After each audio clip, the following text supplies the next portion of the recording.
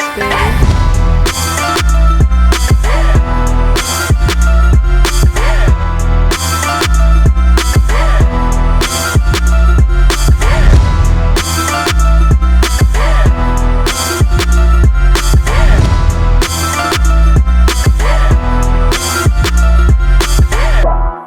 It's your girl, Miss T Talk. Hey, what's up? It's Amber Corinne. Good vibe, what's going on? It's your boy, Mr. Swipey. My name is Travis Harris, also known as Laughs with Travi. I am here with You're watching. Rocking on Young Atlas.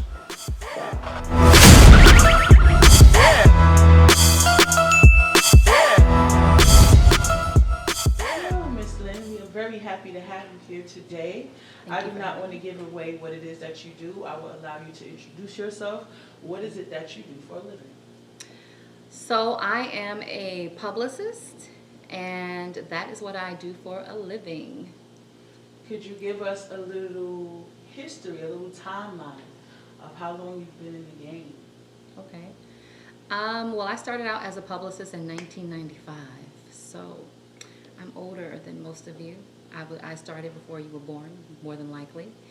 And I was going to Howard University. I needed an internship.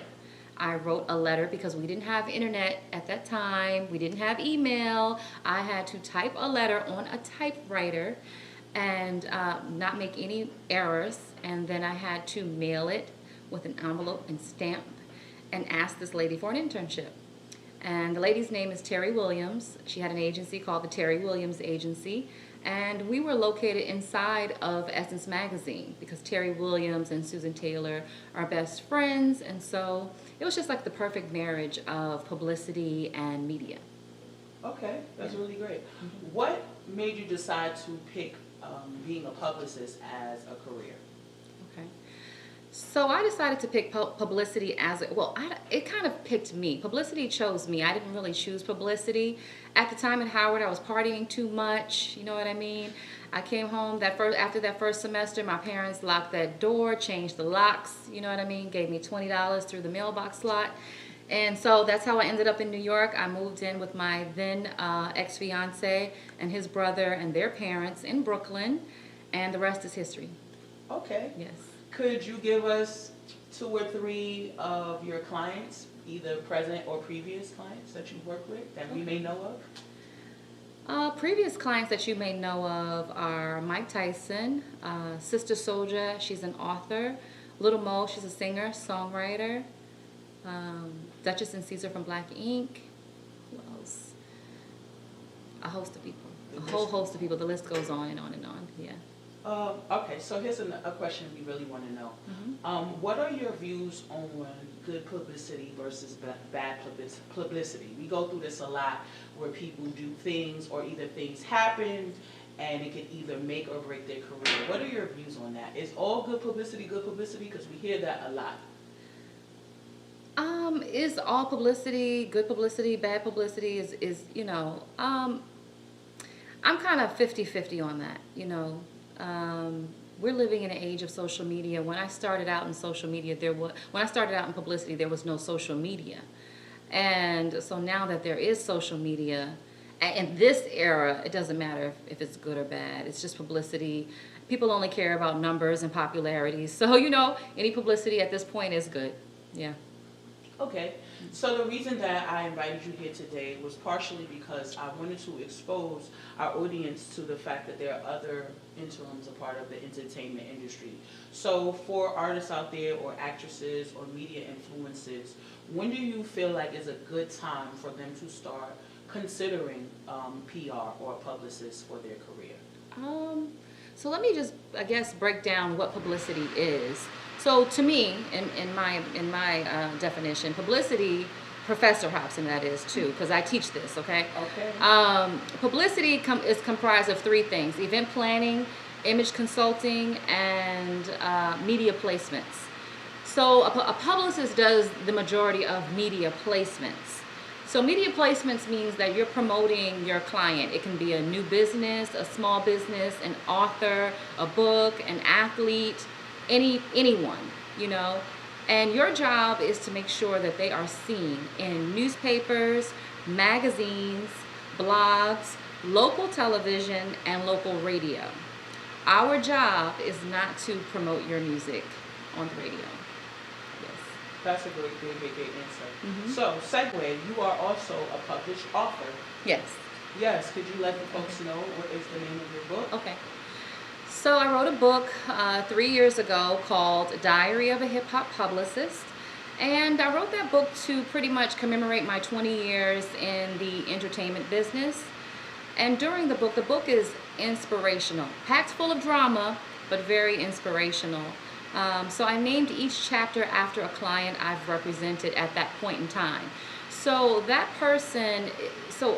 particular client is who I was working with when I was going through things personally. Like as a publicist, the things that we do with our clients are very confidential. However, I can talk about myself and what was going on with me internally, when I was working with, a client. Okay. Yes.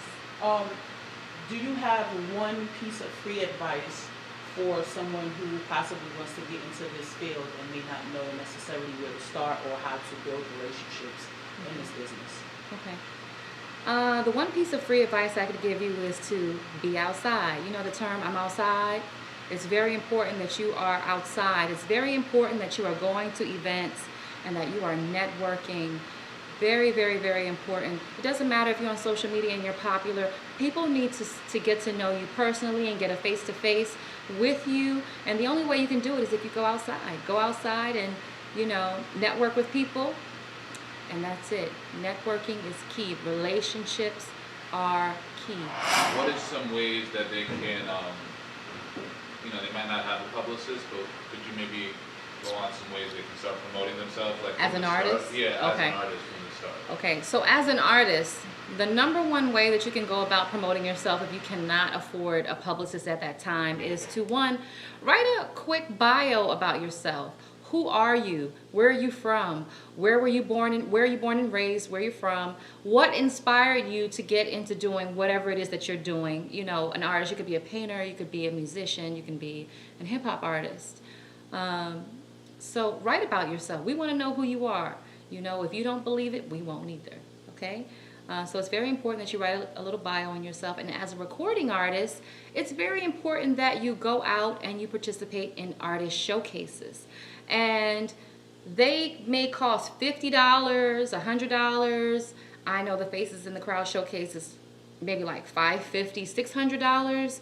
But hey, you're on these platforms where celebrities and music label executives are actually sitting in the cut looking for talent.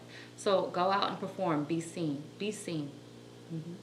And that's a great answer and very important. And also, I know a lot of people want to be publicists Okay. and are trying to get into that career. Mm-hmm. Based on your experiences, what is some advice you might have given yourself before you started or when you were getting started? Some things you really learned from, maybe mistakes, accomplishments that Okay. you want to share?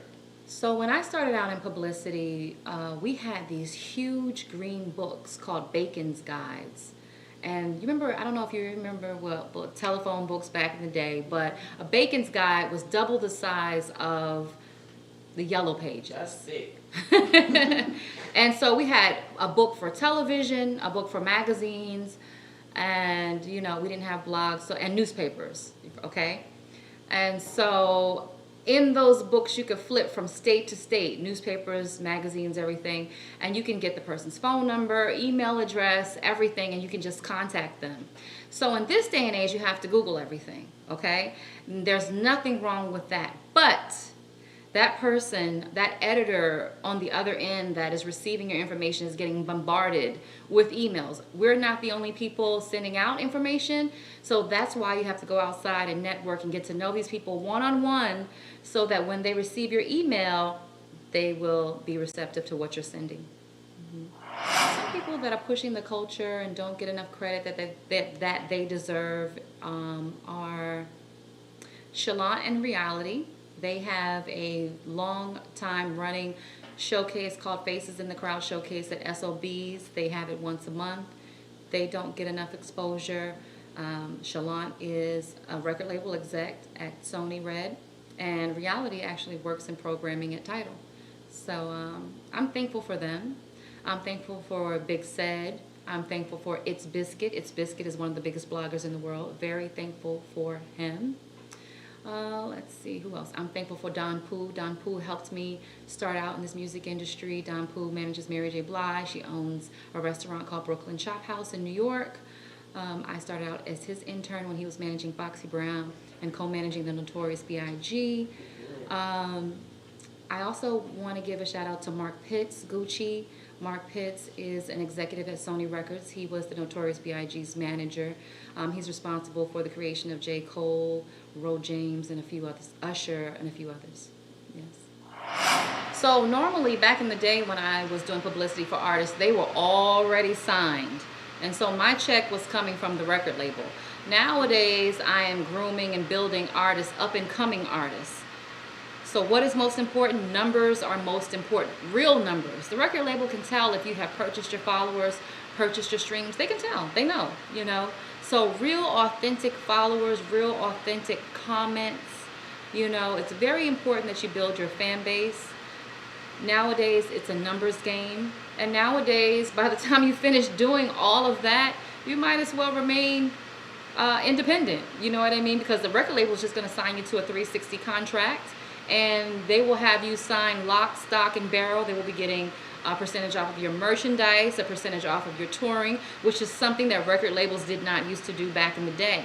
You know, so all things considered, it's really not that bad to be an independent artist because you have more creative control. You're not signed to anyone, and you can release music whenever you want. This lane is for you to fulfill and create, you know, your passions and fulfill your dreams. And who wants to have someone telling you you're on hold or you're on the shelf for a moment? So the independent route, I fully support that. And then in terms of, let's say, from the new model, like the business model has kind of changed, obviously, with the record industry. Have you seen any companies that have been more innovative now that artists should maybe start working for in working with in the New York area, that you maybe recommend artists start that are kind of doing it a little differently? I don't really know of any. I don't really know of any because since I'm a publicist, a lot of that type of back end stuff, I don't have anything to do with that back end stuff. Right. But what I can say is that if you are an independent artist and a record label is approaching you, it is very important that you do your research on the label, find out what their track record is, and from there they might slap you with a 360 record deal, but it is up to you to educate yourself to be able to negotiate from that point down, you know, or that point up, depending on what you want. Speak up and really say what you want. That's very important. And I thoroughly believe that, you know, rules are made to be broken, you know. So, you know, at 48 years old, I'm still trying to figure out what I want to be when I grow up. Melanin is popping. You see that?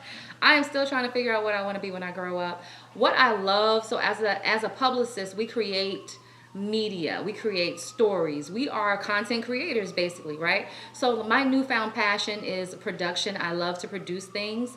In the future, you will see me doing kind of like a women's empowerment brand, you know, equipped with a podcast and women empowerment sessions, life coaching, stuff like that. And definitely got to get some movies out there. I'm going to be producing some movies very soon. That's good. And writing more books, yeah. Yes, that's what I was going to ask. Shout out to any future writers out there. You're looking at a published writer right in front of you. Yeah. So be encouraged and be inspired by the things that she's doing. Okay. And if you ain't ready to put the work in, she has just told you you're not necessarily ready for this yet. So, Right. Ms. Lynn, we appreciate you for Thank coming you. and stopping by. Thank you for having Young me. Atlas, I hope you guys heard everything you really wanted to know. She is accessible, so reach out to her. She's a very nice lady. Thank you so much for being here. Thanks.